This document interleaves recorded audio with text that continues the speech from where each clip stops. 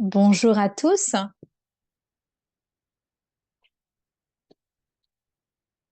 je suis Jamie Adams. Je m'occupe de la communication pour les partenariats.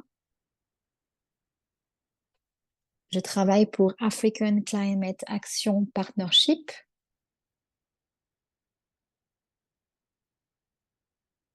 J'aimerais tous vous accueillir à notre webinaire sur les synergies et actions pour le développement durable. Avant de démarrer, je voudrais vous dire que nous avons une interprétation entre le français et l'anglais. Donc, si vous êtes francophone ou anglophone, vous avez des instructions sur comment utiliser et actionner la fonction interprétariat. Vous verrez ça en fait en bas dans votre fenêtre Zoom où vous irez au bouton plus d'options et vous sélectionnez interprétation et vous pouvez choisir le canal que vous préférez, anglais ou français. Une fois que vous avez sélectionné la langue, vous entendrez en fait 20% en fait de l'audio original et 80% de la langue que vous avez sélectionnée. Et si vous voulez en fait arrêter l'audio original, et bien vous cliquez là-dessus pour en fait arrêter l'audio original. Vous avez aussi toutes les instructions en français pour ceux qui écoutent en anglais. Et ce sera aussi marqué dans le chat, les instructions.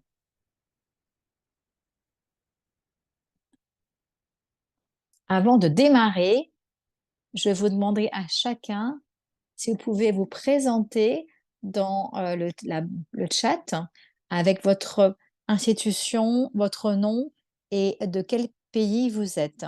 D'accord? Et aussi, quelles sont les règles pour Zoom?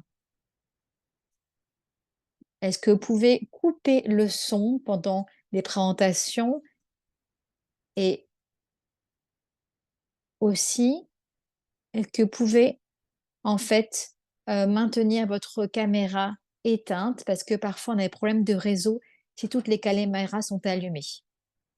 Si vous avez des questions, alors merci de les mettre dans la boîte de questions-réponses, où s'appelle le chat, et on y répondra pendant la section de questions-réponses.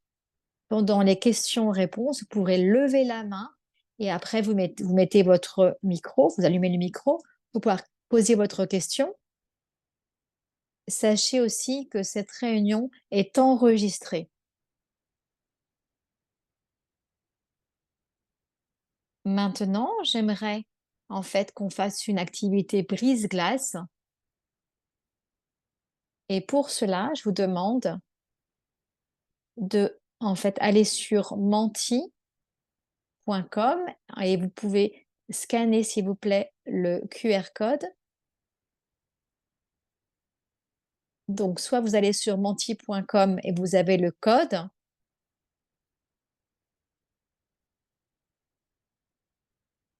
ou vous pouvez utiliser le QR code que vous scannez pour y aller directement.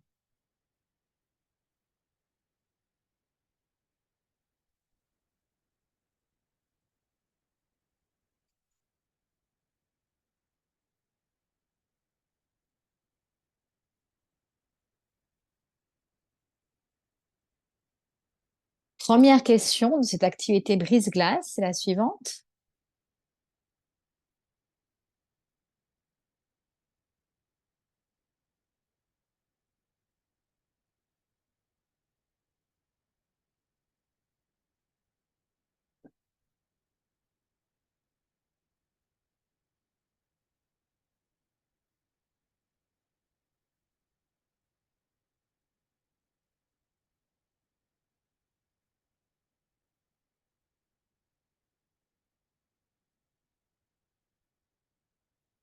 Première question. Est-ce que vous pouvez mettre, en fait, vous pouvez signaler le pays où vous êtes situé actuellement pour savoir où vous vous trouvez, où sont les personnes qui sont présentes à son webinaire. Dites-nous si vous avez des difficultés à aller sur menti.com, mais déposez, mettez un pin, hein, mettez une épingle sur votre pays.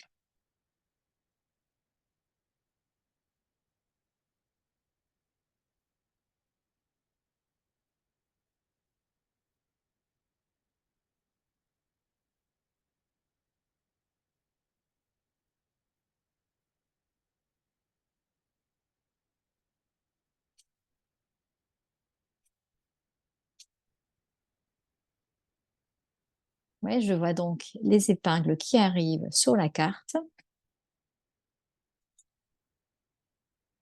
On est principalement en Afrique.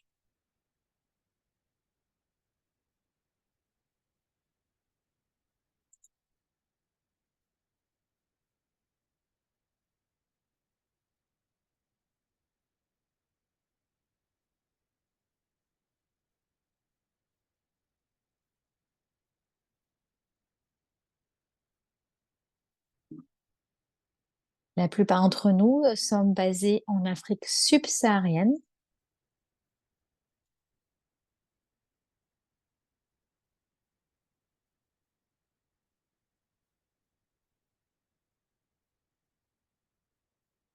Je partagerai les résultats à la fin du webinaire et on va avancer maintenant. Deuxième question. Qu'est-ce que vous souhaitez apprendre le plus en fait? Qu'est-ce qui vous est impatient d'entendre parler en fait d'opportunités de financement ou de projets ou l'environnement climatique ou comment par exemple mettre en place un procédé de cuisson propre, hein? Qu'est-ce qui vous intéresse le plus? Alors, première réponse possible, mécanisme de financement climatique. Deuxième possibilité, ce sont les opportunités de financement climatique. Troisième possibilité sur l'environnement du financement climatique. Et quatrième réponse possible, établir des objectifs de cuisson propre pour débloquer le financement climatique.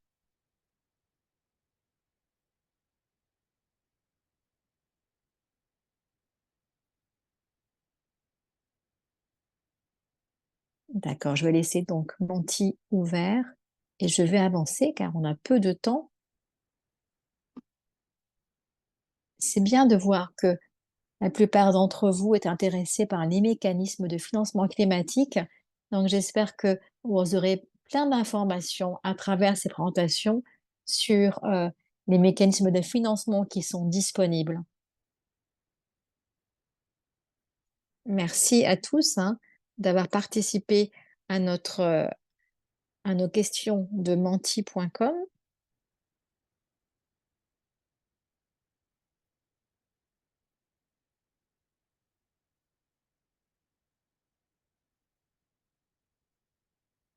Ma collègue Anya va maintenant prendre la parole. Elle est, elle est chargée en fait de la mise en œuvre du projet au Kenya avec JAZ et elle va présenter en fait le webinaire qui nous attend aujourd'hui. Merci Jamie d'avoir rompu la glace et merci de m'avoir présenté. Oui, bienvenue à tous, hein, à toutes les personnes de ce webinaire hein, sur le financement climatique. On est vraiment ravis que vous soyez aujourd'hui avec nous sur en fait comment accélérer des solutions de cuisson propre. Comme a dit Jamie, nous sommes avec South South North et nous faisons aussi partie en fait de l'action climatique et partenariat. On s'intéressera effectivement au Kenya, au Sénégal, avec comment accéder à en fait des interventions d'amélioration de la cuisson, comment réduire les émissions aussi et comment en fait parvenir à des résultats économiques. Il y aura deux sujets principaux. Le premier, accéder à des financements climatiques pour une cuisson propre. C'est pas toujours facile, hein, d'arriver à avoir du financement pour cela. Et deuxième partie, quels sont en fait les facteurs qui influencent en fait les projets de financement climatique au Kenya et Sénégal, comme j'ai dit, et comment en fait les objectifs de projet peuvent coïncider avec le financement. Nous aurons ici un public très diversifié, hein. Nous avons des décideurs, nous avons aussi des praticiens et des personnes qui font le plaidoyer. Donc, je me réjouis également de pouvoir assister aux discussions à la fin. Et si vous avez des questions au cours de la présentation, gardez-les, s'il vous plaît, dans votre tête parce que il y aura en fait après un moment en fait pour répondre à vos questions à la fin de la présentation. N'oubliez pas que vous avez une fonction interprétariat en français et en anglais pour que vous puissiez tous participer. Merci encore d'être avec nous et commençons avec la première présentation avec notre expert sur les solutions liées à l'énergie. Mais aujourd'hui, en tant que co-intervenant avec GIZ, énergie en Afrique subsaharienne, en fait, il a travaillé depuis plus de 7 ans dans le domaine du secteur de l'énergie et climatique. À vous la parole. Merci, Anya.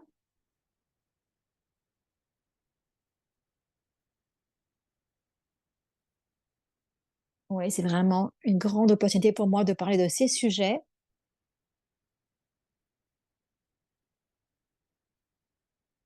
Et si vous voulez pas partir à cette discussion importante sur l'énergie pour la cuisson et le financement climatique, si c'est pertinent dans ce secteur,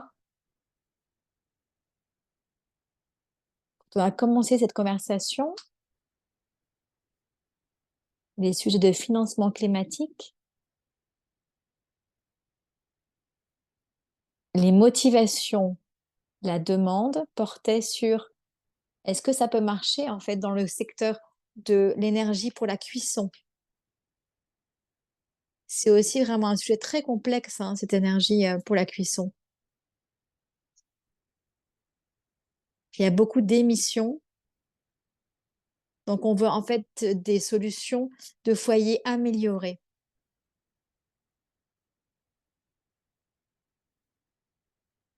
On voudrait aller plus dans les détails et pour cela, j'ai commencé par une introduction ou le contexte, hein, de l'étude sur comment en fait trouver ces opportunités de financement climatique dans le domaine de la cuisson propre et améliorée. En termes de contexte, ce sera en fait une étude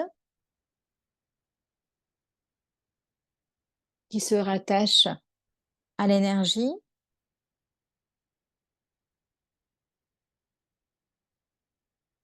une plateforme en fait d'échange de connaissances où nous avons des membres de différents projets à travers l'Afrique qui échangent sur différents sujets liés à l'énergie,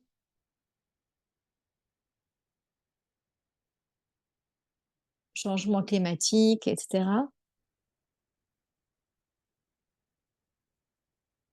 On a étudié aussi la biomasse et aussi l'énergie pour la cuisson. J'espère que vous pouvez toujours m'entendre.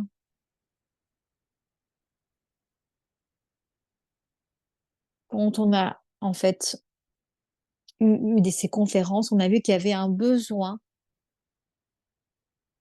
d'en savoir davantage sur le financement climatique et comment ça peut marcher, quelles sont les opportunités d'utiliser le financement climatique pour des solutions de cuisson propres.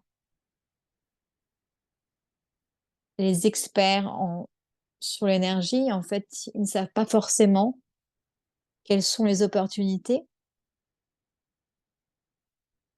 Donc, j'aimerais vous faire expliquer quelle est la connexion. Prochain slide.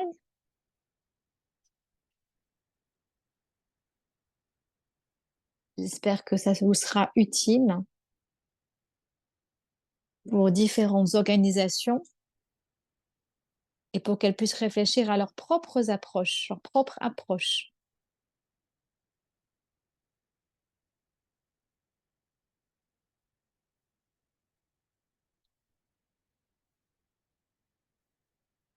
Alors, quel est en fait le paysage du financement climatique, l'environnement, à travers une étude qui explique comment trouver le financement climatique. Voilà.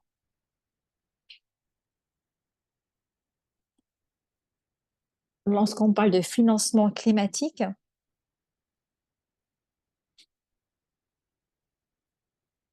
le montant est vraiment très important, hein, dont on a besoin pour mettre en œuvre des actions pour le climat.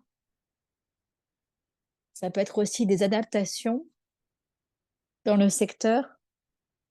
Près de la moitié de la population mondiale n'a pas accès à des services de cuisson énergétique modernes. Vous voyez bien qu'il y a un déficit de financement, hein, vraiment un écart. Lorsqu'on parle de projets de cuisson, des différents types et du financement climatique, en fait, on parle des projets de cuisson propres.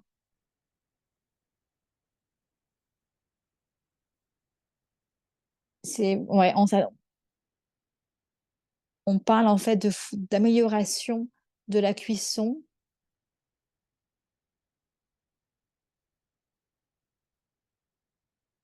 Il peut y avoir différents plans pour différentes possibilités d'arriver, en fait, d'accéder au financement.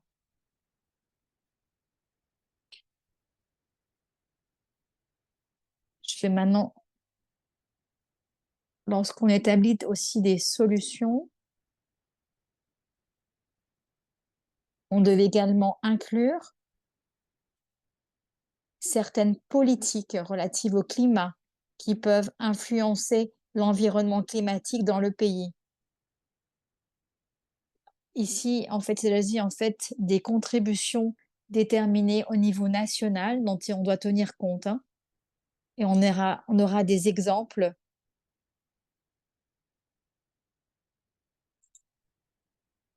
Il y a également en fait des objectifs par pays.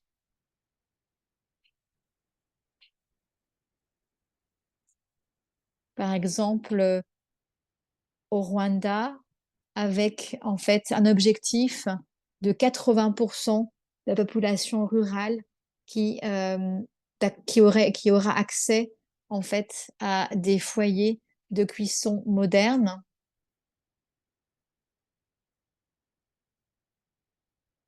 d'ici 2030. Donc, vous voyez que chaque pays, en fait, a ses propres objectifs en termes de contribution déterminés au niveau national.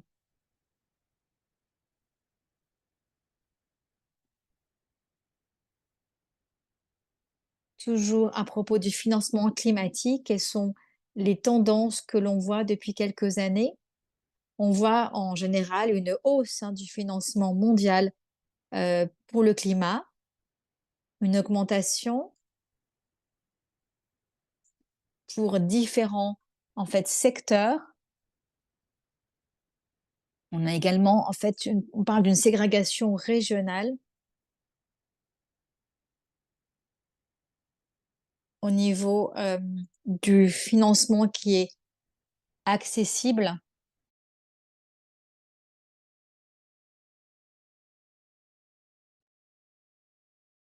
Et certains d'entre vous, en fait, vous êtes vraiment engagés déjà dans ces organisations et vous connaissez l'importance de ce sujet.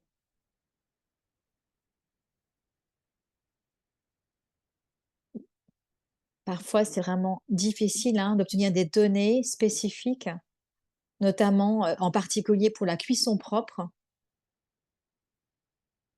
Donc, nous devons avoir des discussions sur comment on peut utiliser le financement climatique et utiliser mieux cela et avoir un plus grand accès au financement climatique.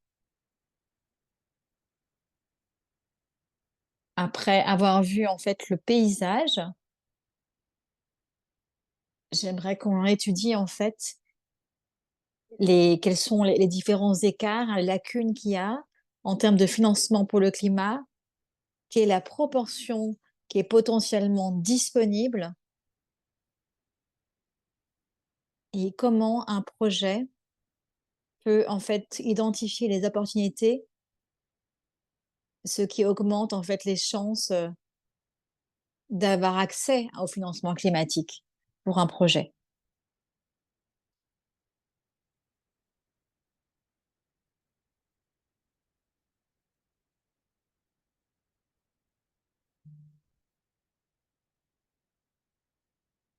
Dites-moi si c'est vrai, mon audio est audible,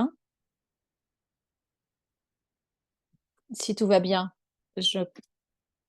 Oui, c'est bon, vous êtes bien audible et on peut voir vos slides. Mais si c'est pas le cas, pour quelqu'un, dites-le nous.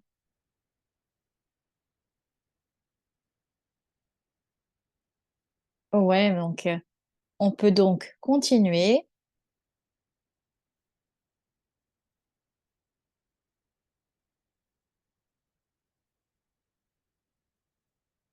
Comme j'ai dit, on a fait en fait un examen des différents fonds et comment on peut accéder au financement climatique. Donc, on a décidé de se focaliser sur différents fonds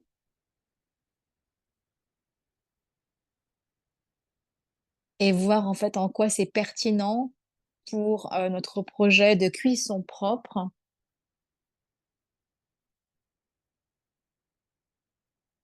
en gardant le contexte de G à Z en tête. Mais comme notre public est de différents secteurs, en fait, ils pourront sans doute trouver des choses utiles pour chacun.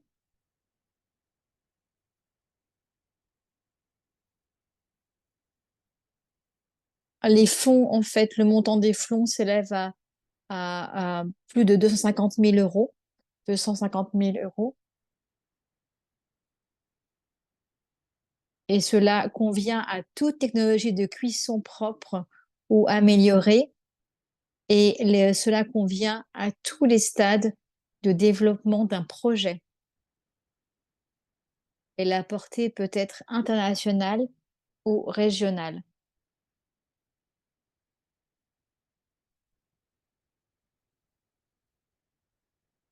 Sur cette page, vous pouvez voir en fait les différents fonds qui sont possibles.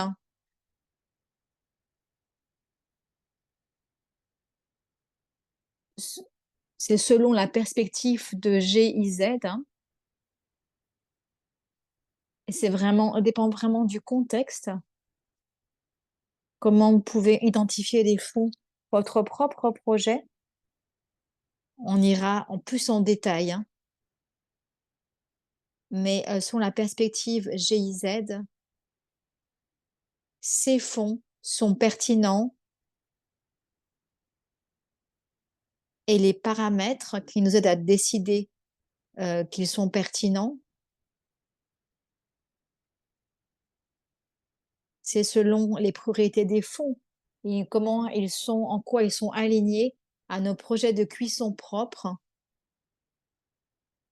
On a toujours beaucoup euh, d'expérience dans la mise en œuvre de ces projets de cuisson propre et surtout par rapport au financement que l'on obtient du gouvernement allemand et donateurs allemands, bailleurs de fonds allemands.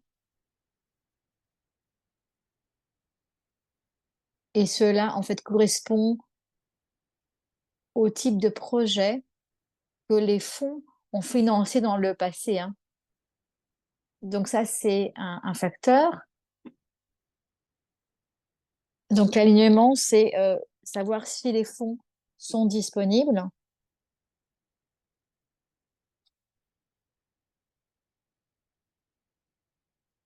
et des fonds aussi qui ont déjà en fait financé des projets de GIZ, parce que souvent ces fonds ont une expérience avec des organisations. Et ça, c'est un bon signe, c'est un avantage, hein, dans l'étude. Donc vous aurez plus de chances en fait d'accéder à un financement en sollicitant ces fonds si vous avez un projet similaire. Donc, en général, ces fonds ont déjà fait l'expérience de financement de projets de cuisson propres.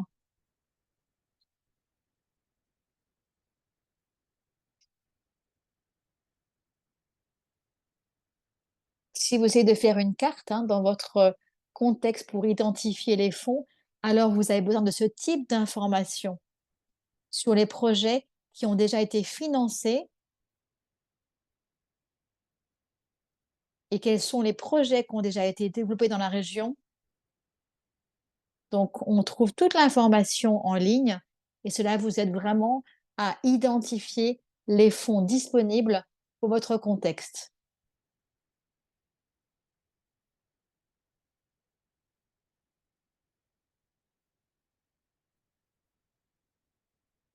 Donc, il y a des fonds disponibles, on a les ressources. Au niveau de l'expertise énergie,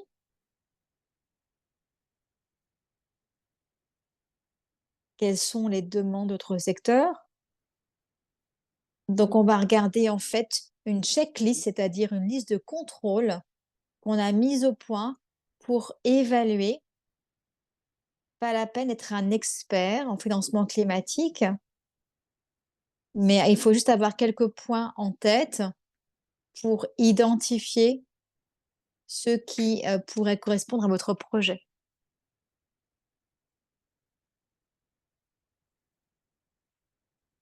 Voilà ce qu'on a identifié, quelques points, quelques questions importantes afin de pouvoir identifier ces fonds climatiques. Voici donc les questions basiques qui peuvent, voilà, pour voir si le projet en fait remplit les critères.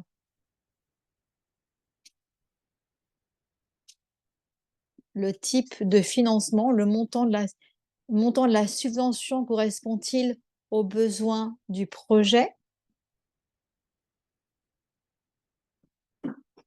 C'est vraiment, vraiment important de regarder tous les différents critères. Le type de financement accordé répond-il aux besoins du projet? Le projet répond-il aux critères d'éligibilité des fonds?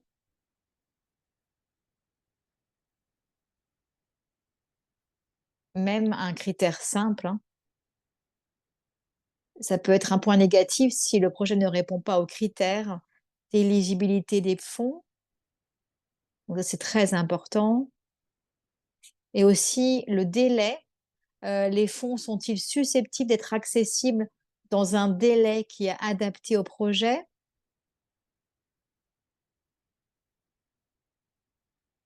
Et enfin, est-ce que ce projet a les ressources nécessaires pour présenter une demande de financement?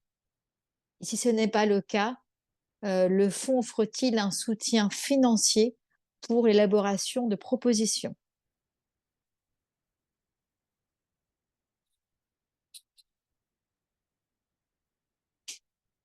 plus de détails sur ce que je viens de dire maintenant? 1 question, est-ce que le montant de la subvention répond bien aux exigences du projet?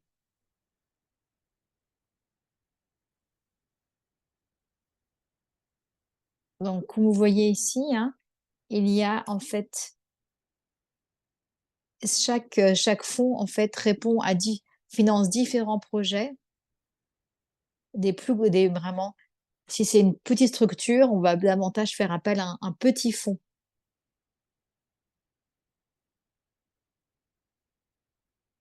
Ça peut être aussi,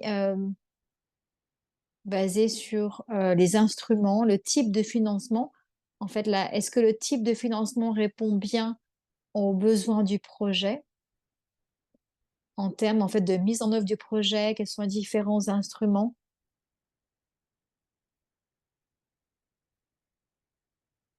Voici les différents fonds qui peuvent, en fait, offrir des subventions. Il peut s'agir, de subventions qui portent sur le développement de projets tels que, CAFI et cetera. C'est un bon signe, hein, en fait, pour ça quand vous parlez quand vous postulez un fonds, heu,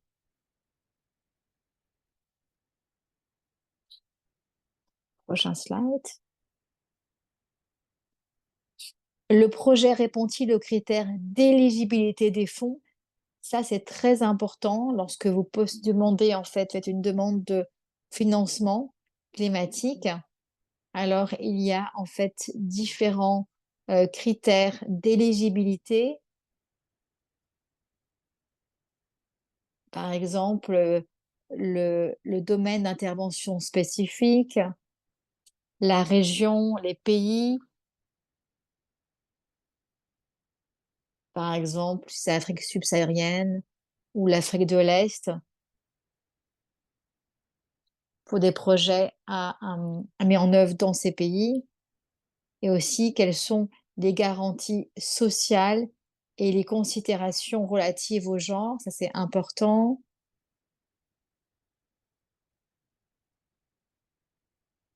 Aussi, est-ce que les projets sont innovants et transformateurs? Donc ces critères d'éligibilité sont vraiment importants. Donc il faut vraiment penser à ça quand vous préparez votre demande de financement et vous avez un meilleur retour si vous tenez compte de ces critères.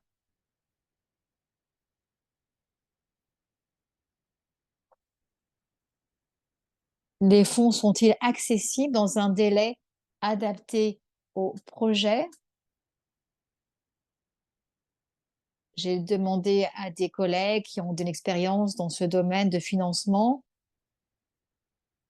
Et oui, effectivement, il y a différents critères d'éligibilité, différents objectifs. Donc, il faut considérer les différents aspects dans votre projet, votre demande de financement. Donc, voici les différents éléments. Aussi, par exemple, sur les différents délais, sur les différentes phases du projet pour jusqu'à la mise en œuvre.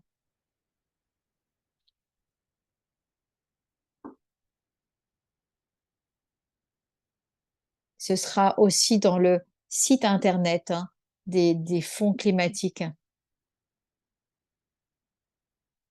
À partir des projets qui ont déjà été réalisés, on peut voir quels sont les projets qui ont été soutenus par les différents fonds.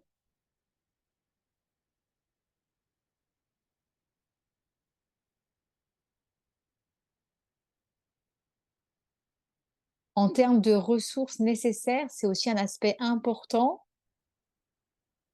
J'ai aussi posé, des questions en personne et on voit qu'il y a certaines personnes ont besoin de plus de ressources. Donc, avez-vous les ressources nécessaires pour présenter votre demande de financement?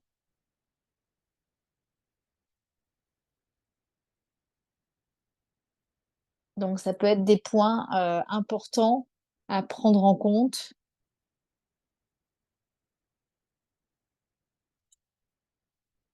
dans votre processus de demande de candidature? Le fonds offre-t-il un soutien financier pour les candidats? En effet, les fonds impliquent souvent un processus de candidature long et coûteux, hein. Autre considération, s'il y a des politiques relatives au climat qui sont bonnes, hein, de bonnes politiques, et si, est donc ça c'est un bon signe, hein. Est-ce que votre projet serait bien conforme aux objectifs nationaux et aux contributions déterminées au niveau national? Donc on peut attirer plus de financement climatique, hein, si, si le projet est conforme aux directives et aux objectifs nationaux. Cela accroît en fait les possibilités d'obtenir un financement. Dernier slide, suivant. Je voudrais donc dire qu'il y a des opportunités de financement qui sont disponibles. Ça peut être en fait difficile d'obtenir, en particulier dans le domaine de la cuisson propre. Mais on a vu au cours des dernières conférences que c'est certainement possible, qu'on doit juste regarder les critères d'éligibilité et en fait développer des projets qui intègrent différents aspects du développement durable, et cela augmentera les chances d'obtenir un financement climatique dans ce secteur. Les consultants qui ont fait l'étude pour nous, je voudrais les remercier.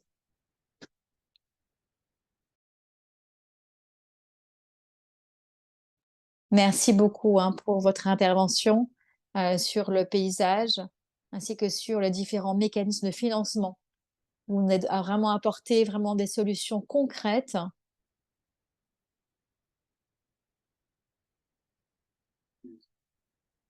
Interprètes, ah oui, et des recommandations à mettre en place. À propos des questions, dites, s'il vous plaît, mettez des questions dans le chat ou levez la main. Ancha est disponible, hein, pour toutes vos questions.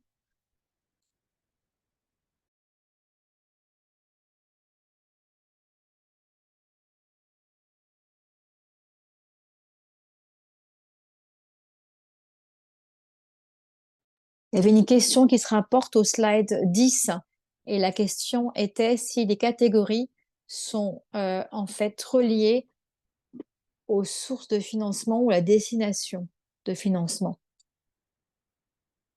Peut-être que je me trompe, mais est-ce que la personne pourrait répéter sa question? Ce serait très bien. Hello, hello. Good morning, everyone. Can you hear me? Yes. Bonjour à tous, vous pouvez m'entendre? Oui, bonjour. Vous pouvez y aller. Yes. So the question Oui. is Alors, ma related to question est this. simple. I don't know if it's a slide 10, but it's Je sais pas si the c'est sur le graph, slide 10, the 10, CPI data that you mentioned. et c'est par You rapport aux said données that que vous avez mentionnées. it was related to the slide after this one. Je pense que c'est la diapositive juste après celle-ci, en fait.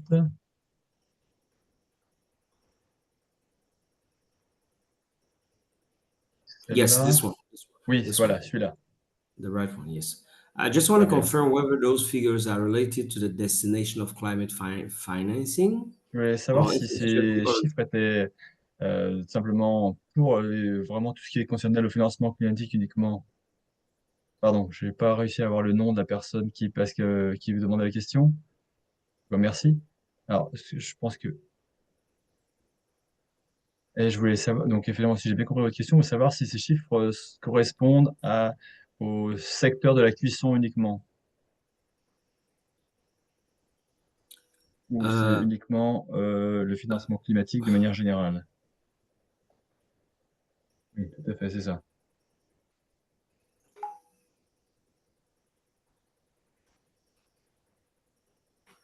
Oui, on t'entend, hein, si tu peux parler. Bah, pour l'instant, t'arrives plus, on t'entend plus du tout là. Oui, peut-être je vais le dire en anglais, alors ça sera un petit peu plus facile. Ma question est savoir si les chiffres que vous mentionnez dans cette diapositive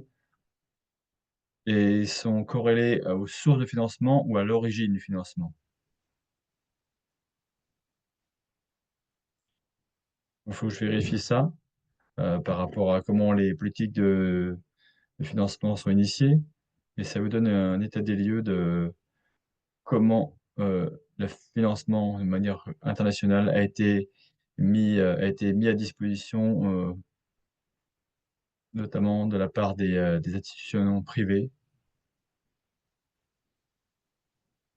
Ce qui a été mis à la disposition, je pense que c'est notamment tout ça, ça correspond à tout ce qui est de la mise en place, hein. Mais bon, il faut que je vérifie tout ça, effectivement. Mais je pense que tout ça, ça doit être disponible sur le site internet. Mais ça correspond pas uniquement à tout ce qui est cuisson, en fait, hein. Ça va, monsieur Camara, ça correspond bien? Ok, très bien. Moi, je revérifierai sur le site internet. Effectivement, je pensais que j'ai regardé que pour le chiffre, pour l'Asie, était très haut, notamment l'Asie Pacifique. Moi, j'étais assez sceptique par rapport à ça. Bon, je regarderai leur site internet et je vérifierai ça. N'hésitez pas à revenir vers nous, hein, si vous ne trouvez pas l'information que vous souhaitez, hein. Et on sera content de pouvoir vous aider. Alors, j'ai une autre question pour moi.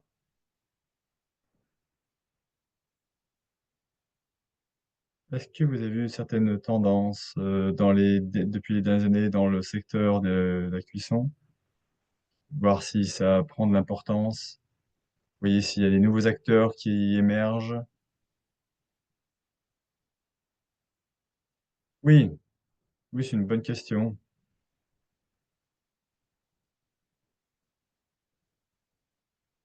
Oui, c'est encore des informations qui sont disponibles en ligne, mais effectivement, toutes les données sur le financement climatique sont pas toujours très faciles à obtenir.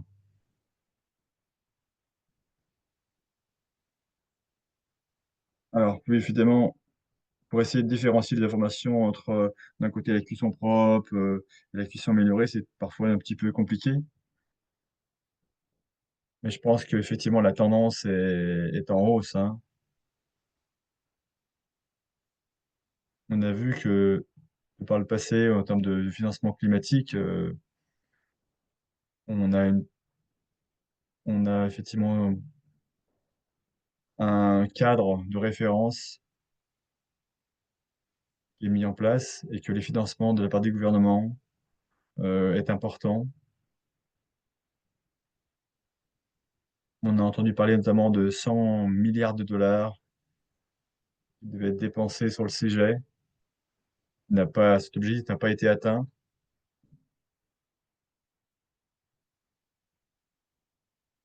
Donc effectivement, il y a d'autres fonds qui ont été mis à la disposition de tout le monde.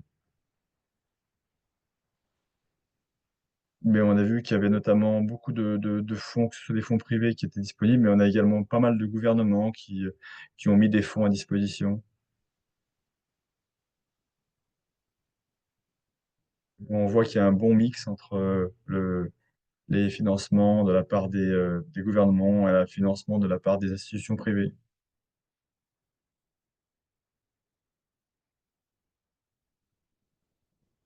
On voit qu'effectivement, il y a de plus en plus de fonds qui sont déversés dans tout ce qui est constitue le financement climatique, notamment dans tout ce qui concerne l'adaptation. On voit que 2025 est la dernière année pendant laquelle on pourra effectivement dépenser ce montant de 100 milliards de dollars.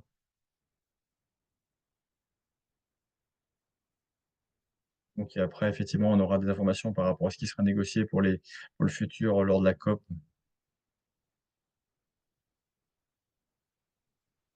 Mais je pense que la chose la principale est de voir qu'il y a quand même encore des limitations, hein. La discussion maintenant repose plutôt sur, quels secteurs vont attirer plus de financement climatique. Donc on a besoin de vraiment de s'assurer que les que les projets, que les pipelines de projets sont là et c'est de faire en sorte qu'ils correspondent bien aux différents types de critères qui sont demandés. Voilà. Merci beaucoup en tout cas, très intéressant. On avait une autre question également de monsieur Camara. Vous avez des conseils pour avoir accès aux projets ou pour préparer des projets? On va continuer, passer à la suite dans quelques instants, parce qu'on est déjà un tout petit peu en retard. Mais si vous pouvez répondre rapidement à cette question, ce serait sympathique. Oui, tout à fait. Comme je le disais précédemment, rapidement, donc effectivement que pour répondre à certains fonds, en tout cas pour faire des candidatures auprès de certains fonds, ça peut prendre beaucoup de temps. Donc c'est important pour vous d'avoir une certaine aide, une certaine forme d'expérience et d'avoir un peu de temps pour le faire.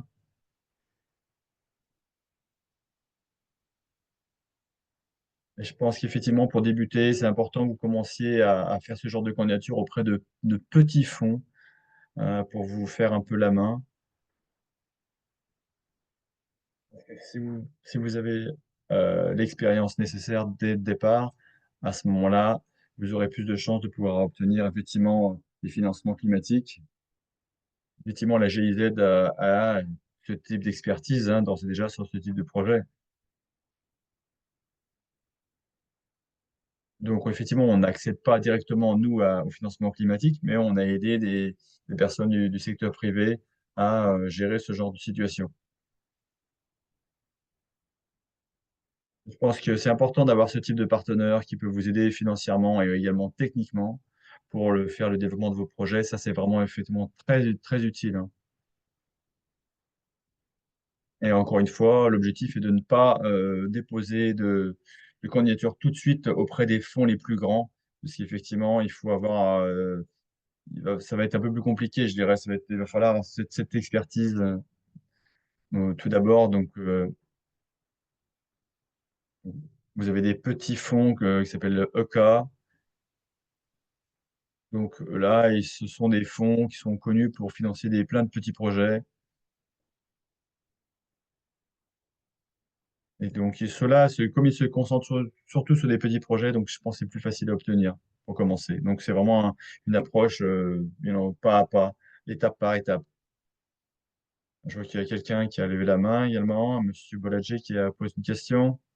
Désolé si je prononce mal votre nom. Donc on va garder votre question de côté, on va continuer avec la présentation, on reviendra vers vous après pour répondre à votre question un peu plus tard, si vous voulez bien, notamment à la fin de la présentation. Je peux également répondre directement dans le chat, hein, si jamais vous avez d'autres questions, hein. Très bien, effectivement, c'est une bonne idée. Merci beaucoup pour ça. Alors, je vais laisser la parole à Jamie. Merci, Anya. Alors, le prochain présentateur est Frédéric, qui va nous parler notamment des projets de promotion de la cuisson respectueuse du climat au Kenya et également au Sénégal. Donc, Niadea Joe, qui nous présentera effectivement la suite, donc qui représente le projet GCF au Sénégal. Il parlera en français et il fera une présentation sur la contribution effectivement, des cuissons respectueuses du climat au Sénégal. Donc, pour ceux qui ne parlent pas français, on vous demandera de bien pouvoir changer de canal et de passer sur le canal anglais. Donc, le projet GCF sera lancé rapidement. Et si vous voulez avoir plus d'informations, on vous donnera des informations directement, un lien dans le chat, ce qui vous permettra d'accéder à l'information.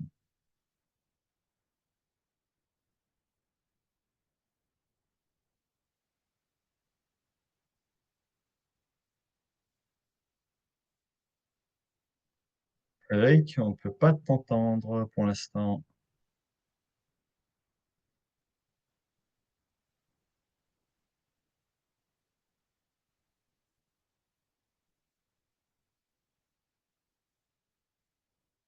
Frédéric, on ne t'entend pas. Peut-être que ton micro est fermé. Il y a un problème technique. Voyons voir ça.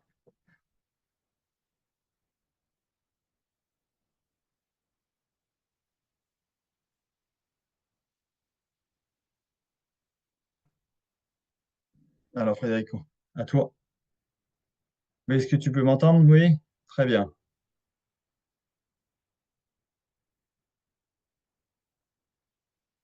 Dites-moi si vous m'entendez pas très bien, mais en tout cas, merci de nous avoir fourni cette présentation. En tout cas,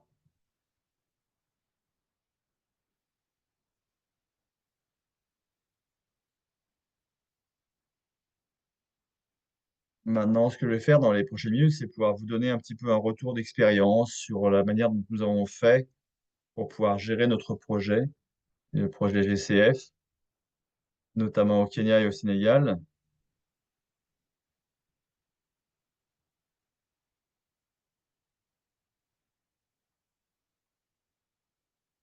Mais effectivement, comme le disait Nietzsche précédemment,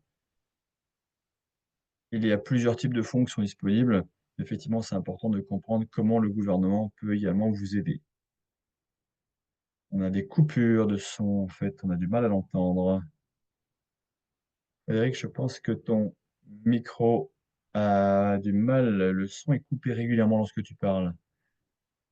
On sera mieux avec un autre système. Est-ce que- Maintenant, ça va mieux? Ah oui, effectivement, c'est beaucoup mieux maintenant. Ah, très bien. Continuons comme ça. Je pense qu'effectivement. Donc, effectivement, il y a beaucoup de fonds différents qui existent sur le secteur. Et effectivement, très important de pouvoir comprendre mieux les exigences de tout à chacun, que ce soit au niveau du gouvernement, au niveau des différents fonds, pour pouvoir réussir à obtenir des financements qui soient adaptés à votre fonds, à votre projet. Alors, essayons de parler du projet GCF au Kenya et au Sénégal. Alors, tout d'abord, qu'est-ce que c'était que ce projet? L'objectif était de proposer une réduction des émissions euh, en se concentrant sur la promotion de technologies de cuisson qui soient efficaces et qui respectent le climat. Et donc là, c'était basé sur notamment le Kenya et le Sénégal en premier lieu. Donc c'était un projet d'une durée de 5 ans. On a commencé la mise en place en 2020. On devrait finir tout cela en 2025. Donc, au niveau des financements, la GIZ nous a financé, c'est une entité accréditée. Et donc, la BMZ nous a financé avec effectivement le Fonds vert pour le climat. Au niveau du pays, effectivement, on a travaillé avec le Trésor national du Kenya et le ministère de l'énergie et du pétrole. Et au niveau du Sénégal, nous avons travaillé avec le ministère de l'Environnement et du Développement durable, le ministère du pétrole et de l'énergie également.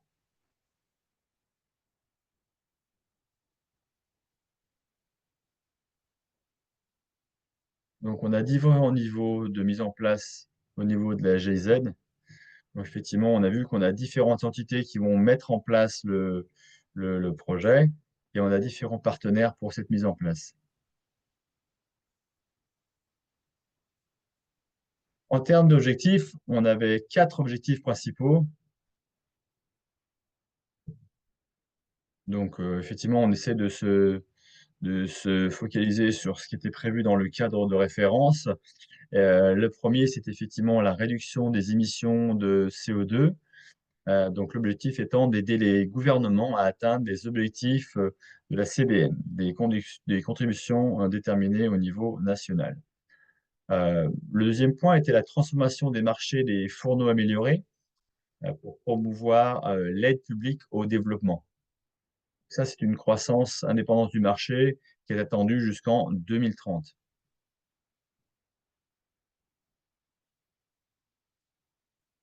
Enfin, il faudrait, un autre point, c'est effectivement de s'attaquer aux principaux obstacles à l'offre, et la demande de fourneaux améliorés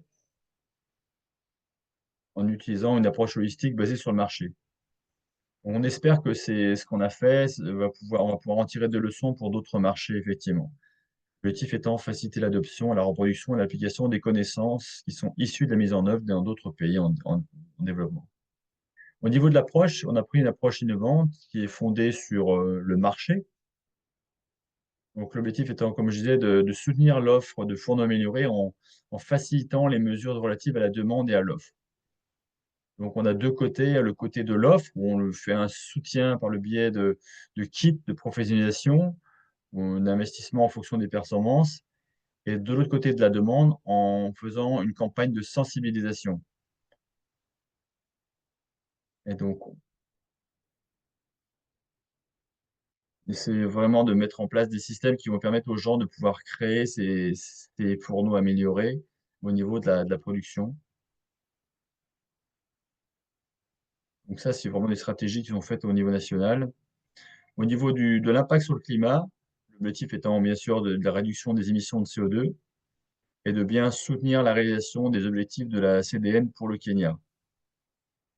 Bon, on a également des co-bénéfices, des bénéfices associés, qui est d'augmenter la santé des gens, de promouvoir l'égalité des sexes et la création d'emplois. Alors, on va regarder par exemple le premier impact, l'impact climatique numéro 1 qu'on a essayé de créer. Donc on a le premier impact, c'est l'impact sur, l'atténuation. En fait, l'objectif étant de créer effectivement un marché autonome, hein, pour ces fourneaux améliorés, de manière à ce que ceux-ci soient effectivement respectueux du climat, ce qui permettra ensuite de réduire considérablement les émissions de gaz à effet de serre. On a vu qu'effectivement l'utilisation de pétrole, est vraiment nocif pour l'atmosphère. Donc l'objectif étant vraiment de faire en sorte, d'avoir un potentiel de réduction des émissions des GES de 25 à 50 grâce aux fourneaux améliorés. Et donc ça, c'est basé sur des calculs de l'UNFCCC, et qui a le standard, spécifique, l'UNFCCC, AMS 2G en version 10. Au niveau de l'adaptation, on essaye également d'augmenter le nombre de ménages et d'individus, que ce soit des hommes et des femmes, hein, qui ont amélioré leur résilience et réduit leur dépendance à l'écart des combustibles de biomasse. Enfin, au niveau de l'impact climatique numéro 2, le plus important, c'est effectivement on essaie de contribuer à l'objectif de la CDN. Donc NDEV et GCF contribuent à la réalisation des objectifs de la CDN au Kenya et au Sénégal dans le domaine de la diffusion des fourneaux améliorés et de la réduction des émissions de GES dans le secteur d'acquisition.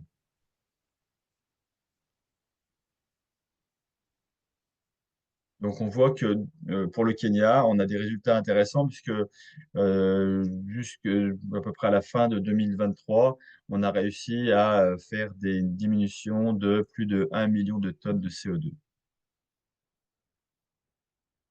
Alors pour le Kenya, hein, j'ai déjà mentionné effectivement le montant des réductions des émissions, hein, qui est à 1,5 million de tonnes. Et je pense que par rapport au nombre de fourneaux améliorés qui ont été vendus, on a 1,1 million de fourneaux qui ont été vendus au Kenya et au Sénégal en 2023. Ça fait qu'effectivement, on a eu plus de 13 millions de personnes qui ont bénéficié d'un meilleur accès à des sources d'énergie faibles, sources d'énergie à faible émission. Et enfin, plus de 3 335 emplois qui ont été créés dans la chaîne de valeur des fourneaux améliorés. Donc là, vous voyez effectivement notre structure de pilotage et de mise en œuvre du projet. Vous voyez que l'équipe, internationale a effectivement, soutenu, nos activités. Donc on a effectivement pu avoir des rapports, de progrès, annuels qui ont été utilisés pour pouvoir donner des informations à différents donateurs, que ce soit BMZ, le Fonds vert pour le climat ou NDEV. Alors pour ce qui est du Kenya, on a 8 partenaires qui nous aident pour la mise en place.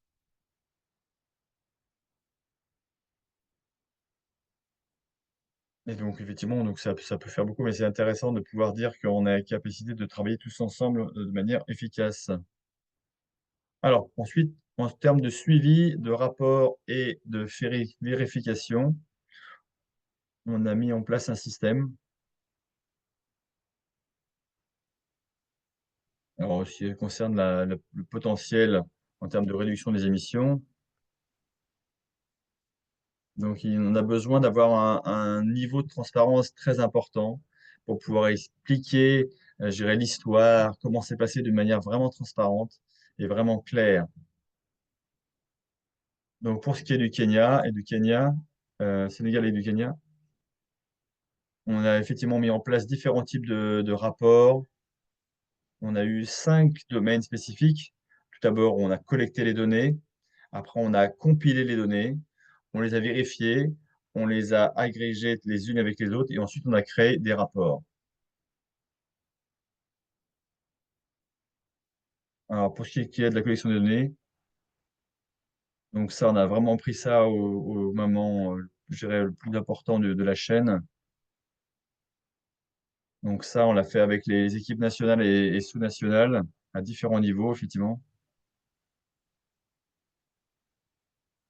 Donc on a fait des vérifications externes et internes ensuite. On a permis d'avoir toutes ces données ensemble pour pouvoir les compiler. La vérification était aussi très importante,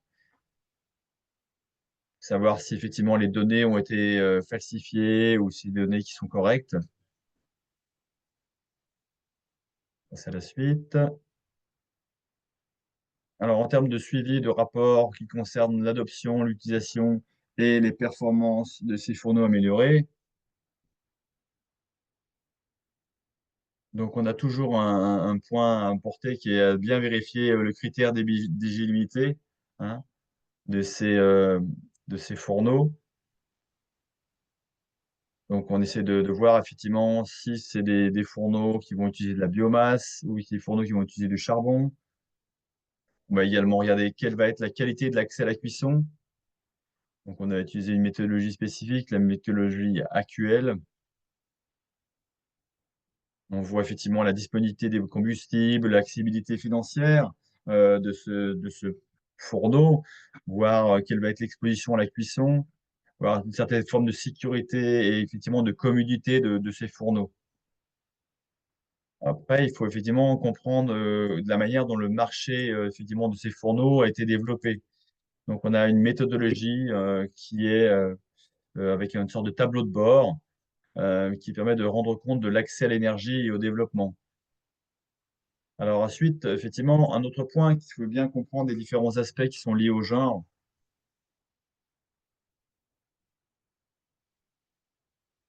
Donc, il y a un autre point qui est important, c'est une majeure partie de ce que l'on fait va permettre donc également augmenter nos connaissances et donc pouvoir créer une certaine forme d'expertise. Enfin, un des objectifs était de réduire l'utilisation du bois de chauffage et également de faire une réduction d'émissions de GES.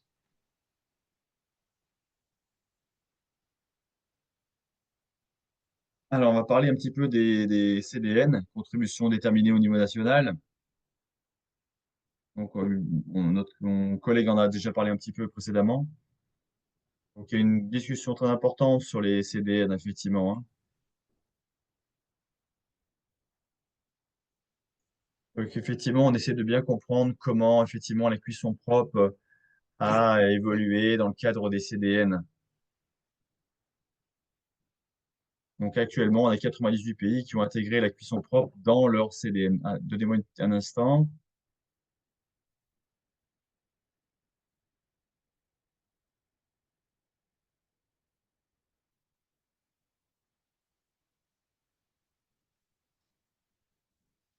En attendant, pour ceux qui ont posé les questions, vous avez les réponses qui sont fournies directement par Nishai, qui sont directement dans le chat. Merci beaucoup. C'est bon, un petit problème qui a été géré. Alors, pour ce qui est du cas du Kenya,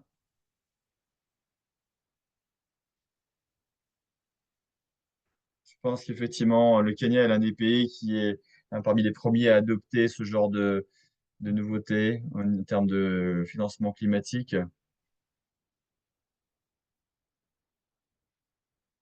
Donc je pense qu'effectivement, le Kenya a fait plusieurs communications nationales sur le sujet, plusieurs cadres de référence qui ont été mis en place, qui reconnaissent le rôle de chacun des différents secteurs dans notre pays, en termes d'émissions notamment. Je pense que le dernière étude qui a été faite va nous permettre de voir effectivement les émissions qui sont projetées d'ici 2030 si rien ne change. Et on voit qu'effectivement, les émissions projetées du Kenya pour 2030, dans une situation figée, je dirais, où rien ne changera, seront de 144 millions de tonnes de CO2.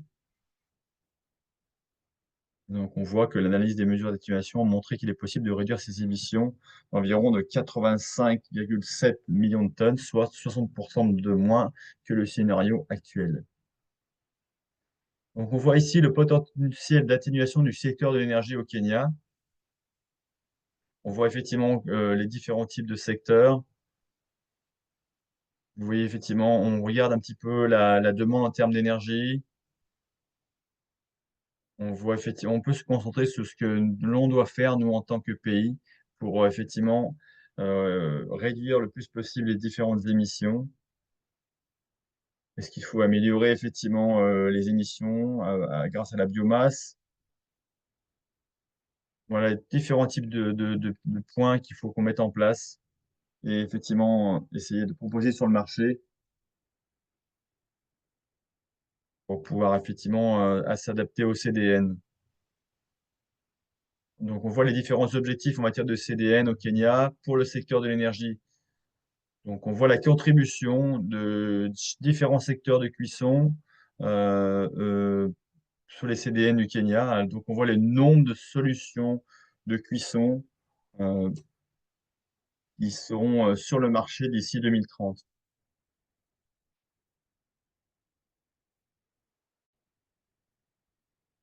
Donc, on voit qu'effectivement, c'est très important pour nous d'utiliser ces chiffres pour pouvoir mettre en place nos différents rapports et de montrer quels sont les secteurs sur lesquels il faut se concentrer le plus possible. Alors, en fait, effectivement, on a mis en place un rapport qui nous montre effectivement euh, ce qu'on peut faire, ce que le type de projet peut apporter, en fait.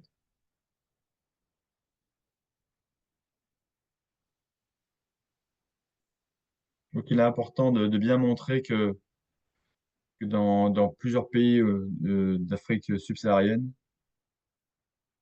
on n'a pas toujours un bon cadre MRV qui a été mis en place.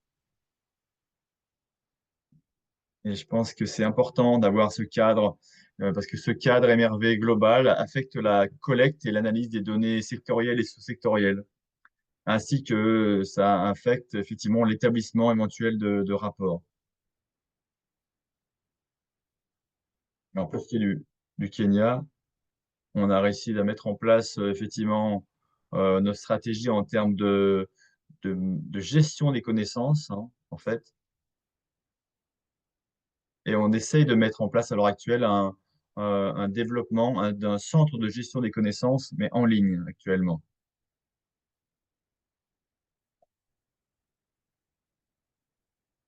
Donc on essaye effectivement même de mettre en place en fait des indicateurs pour le sous-secteur de la cuisine, essayant de mettre en place un cadre collaboratif pour le structurer de telle manière afin que chaque différent secteur puisse collaborer. Et enfin, c'est important de voir que on a mis en place la conception et le développement d'un registre sur la consommation d'énergie pour effectivement la déclaration des CDN. Donc vraiment pour consolider toutes les différentes données pour les NDC et pour effectivement les remettre au niveau du registre du financement climatique. Alors, vous donne un petit peu un ordre d'idée de ce qu'on a fait pendant les 5 dernières années. Voilà la manière dont nous avons contribué aux différents NDC, aux CDN, au Kenya notamment. Vous voyez le graphe, effectivement. Vous voyez nos projections, hein, en termes de projection sur l'objectif des CDN. Et vous voyez ce que nous avons réalisé. Vous réalisez qu'effectivement, en 2022, 2023 et 2024, on a réussi à dépasser nos projections.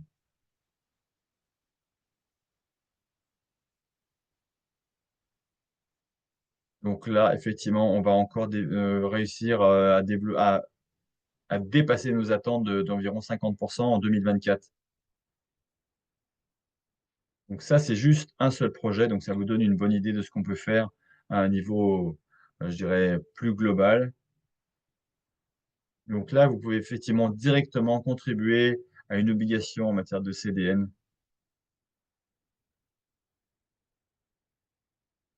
Donc là, ce sont des chiffres qui sont rapportés par le biais de notre système MRV, hein.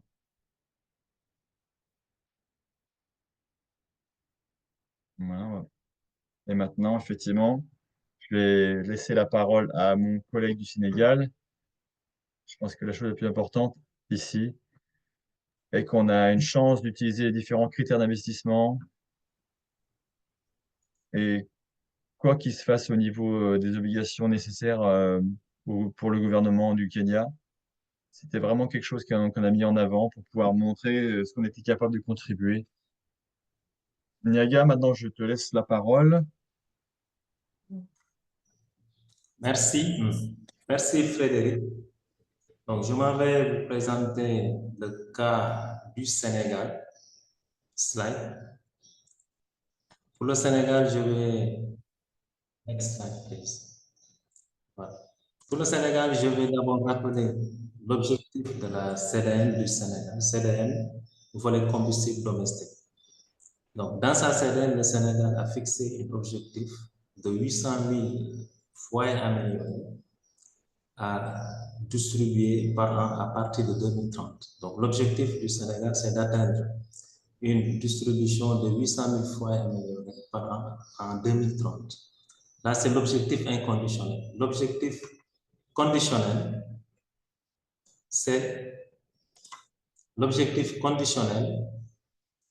c'est 1 500 000 foyers améliorés par an, toujours à partir de 2030. Donc, c'est un objectif qu'il faut avoir en tête.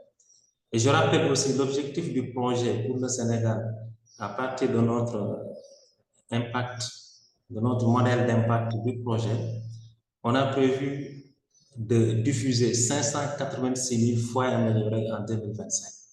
Donc, ce sont ces deux objectifs qu'on a en ligne de mire du projet depuis le début, en 2020. Et de 2020, avec le Covid, on a vu que la filière des foyers améliorés au Sénégal s'était impactée. Mais à partir de 2021 et l'intervention du projet, avec tout ce que Frédéric a expliqué sur la professionnalisation, ça a permis de relancer le secteur, de montrer la capacité de résilience de la filière des foyers améliorés au Sénégal. Et on est remonté jusqu'à 200 000 foyers améliorés distribués en 2021.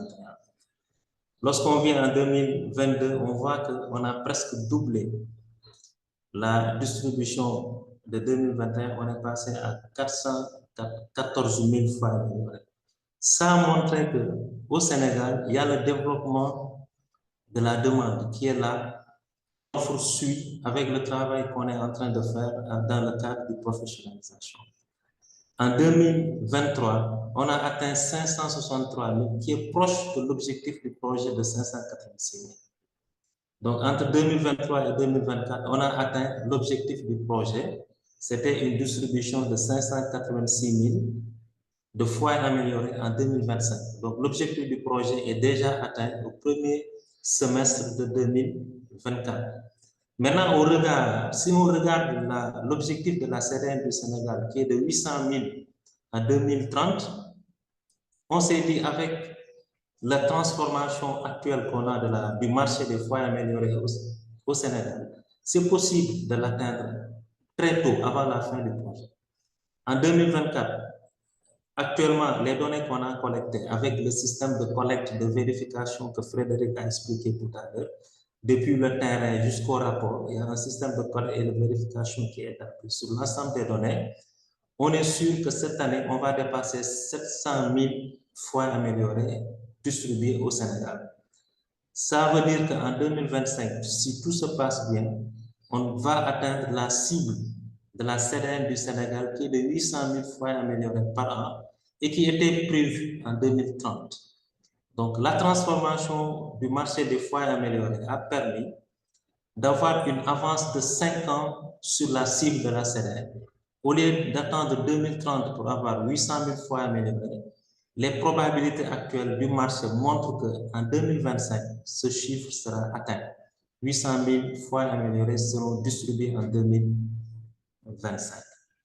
Maintenant, si on regarde ça par rapport à la proportion de la population, combien de ménages ont accès aux foyers améliorés? C'est important de voir parce que ça va venir lorsqu'on va actualiser la CDN du Sénégal, voire les combustibles domestiques. Ça va nous revenir. Les derniers recensements du Sénégal publiés montrent qu'il y a 2 millions de ménages au Sénégal. Si on fait la fraction 2 millions de ménages et 1,2 million de foyers améliorés, si on cumule les données de 2023 et de 2024, plus la 12e mois de 2024 qui va venir, on est presque à 1 200 000 foyers améliorés distribués au Sénégal, soit 60% des ménages ont un foyer amélioré au Sénégal. Là, c'est un chiffre qu'on doit avoir à l'œil. Ça va nous aider dans l'actualisation de la CDN qui va venir. Next slide. Là, c'est pour l'objectif de la CDN. Toujours dans la CDN, il y a un volet MRV. Quelle est la contribution du projet à accompagner l'État du Sénégal à mettre en place un système MRV pour les combustibles domestiques? Nous, on est parti du projet, élaborer une plateforme de suivi numérique et d'évaluation des activités du projet. Dans cette plateforme, ENDEV et GIZ ENDEV a eu accès. Les entiers d'exécution qui accompagnent la mise en œuvre du projet ENDA EcoPop, ENDA Energy Concept ont eu accès aussi. Le ministère de l'Énergie en charge de l'énergie, qui est responsable de la mise en œuvre de la CDN, volet combustible domestique, et aussi a eu accès à cette plateforme. Le ministère en charge de l'environnement, qui a la responsabilité du suivi et de la coordination des CDN du Sénégal, a aussi accès à cette plateforme. Donc, cette plateforme, c'est le point de départ qui va montrer le travail qu'on est en train de faire. Mais pour que ça soit une plateforme de suivi de la CDN combustible domestique, il faudra l'élargir à l'ensemble des acteurs du sous-secteur combustible domestique, y compris la cuisson avec l'électricité et aussi le GPL, gaz, pétrole liquéfié. Pour ce faire, on a déjà lancé un appel à candidature pour recruter un cabinet qui va d'abord faire une cartographie des acteurs. Quels sont les acteurs qui sont dans le sous-secteur des combustibles domestiques? Quelle est leur stratégie de collecte, de vérification et de reporting des données qui sont au niveau que ces acteurs appliquent? Et ça va nous permettre d'avoir une vue, ça va nous permettre de l'intégrer dans la plateforme qui est déjà en place. Aussi, de notre côté, quel est le système MRV qui sera beaucoup plus approprié pour le sous-secteur combustible domestique, depuis la collecte de données, comment les données sont collectées, comment les données sont vérifiées, comment le rapport est fait, quel est le rôle de chaque acteur, de chaque institution, le rôle des ministères, le rôle des acteurs qui sont sur le terrain. Donc, tout ce travail de système, tout ce travail doit être clarifié et mis sous un format qui va permettre au Sénégal d'avoir une proposition de MRV pour le sous-secteur des combustibles domestiques. Et ça doit être en link avec le secteur de l'énergie. Parce qu'au niveau du secteur de l'énergie, ils vont avoir une plateforme MRV. Et au niveau de cette plateforme MRV, on doit avoir accès à la plateforme du sous-secteur combustible domestique. Et aussi au niveau national, le ministère de l'Environnement va avoir une plateforme de suivi de l'ensemble de la CDN qui va regrouper l'ensemble des acteurs, l'ensemble des CDN sectoriels. Et ainsi, le ministère de l'Environnement aura accès à la CDN du sous-secteur de l'énergie.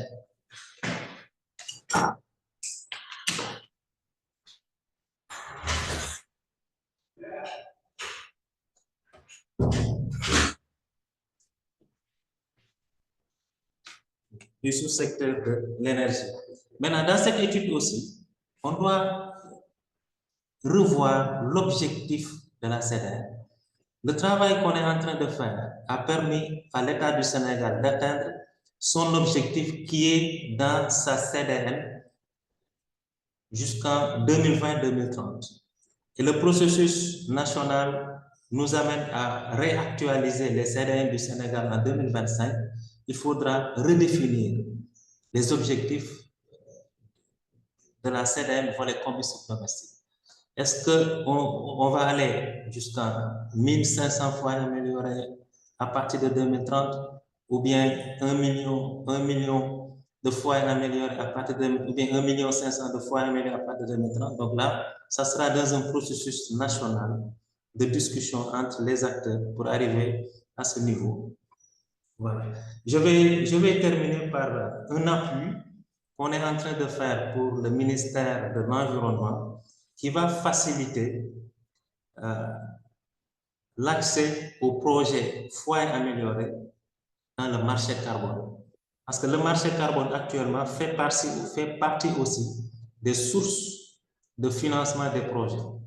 Et la plupart des porteurs de projets au Sénégal qui ciblent le marché carbone ont des projets de foyer améliorés. Et nous, on est en train d'appuyer l'État du Sénégal à réactualiser sa fraction de biomasse non renouvelable. La fraction de biomasse non renouvelable du Sénégal, la validité est dépassée, il faut l'actualiser. Et ce processus est actuellement en cours. On a lancé ce processus.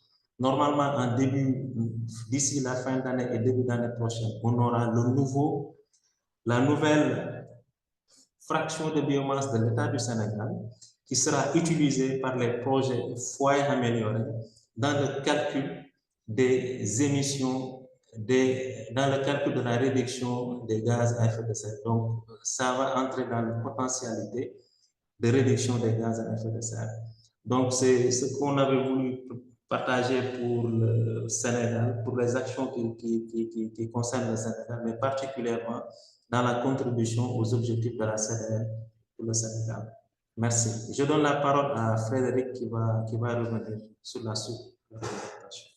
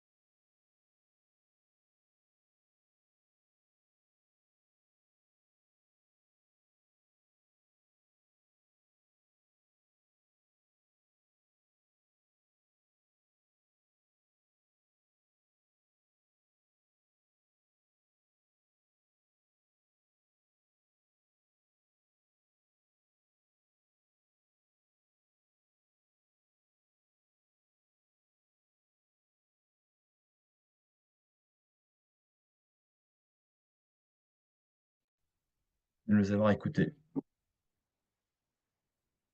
Merci à Ania, à Frédéric et à Nichet de nous avoir écoutés. Je suis sûr qu'effectivement, une bonne partie des participants ont pu savoir ce qu'il existait en termes d'opportunités et effectivement d'avoir pu écouter les différents projets. Je voulais remercier chacun des participants d'avoir participé à ce séminaire. Merci de votre contribution. Et n'hésitez pas à contacter directement Frédéric, Nichet, Anja ou n'importe qui d'entre nous si vous avez des questions sur ces présentations. Nous avons enregistré effectivement ce webinaire et les présentations également. On pourra vous partager toutes les informations nécessaires. Et évidemment également toutes les ressources dont on a parlé pendant ce séminaire. Je voulais tous vous remercier une fois de plus et je vous souhaite une bonne fin de journée à tous. Et merci de nous avoir rejoints ce matin.